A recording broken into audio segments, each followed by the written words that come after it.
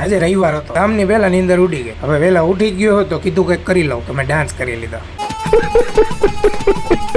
પછી તો ઉપાડ્યા હથિયાર ને લે. પછી તો નાઈને થઈ ગયો રેડી. આજે તો મહાશિવરાત્રી છે બાપુ.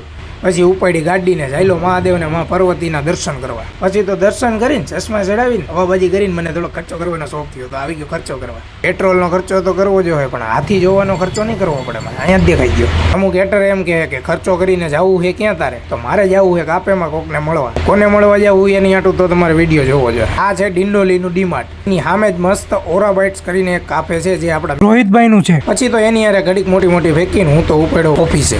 તો હું માનતો નથી, પણ ગાડી હાઈટી સ્પીડમાં હાલી જાય. ત્યાં જોયું તો બધા ગલી ક્રિકેટ રમતા હતા. પછી તો ઘડીક ઓફિસે એડિટિંગ કર્યું ને આવી ગયો સીધો ઘર બાજુ. આવ્યો ત્યાં આ બે થેપલા ચીકીને. આજે તો ઇન્ડિયા વર્સિસ પાકિસ્તાનનો મેચ.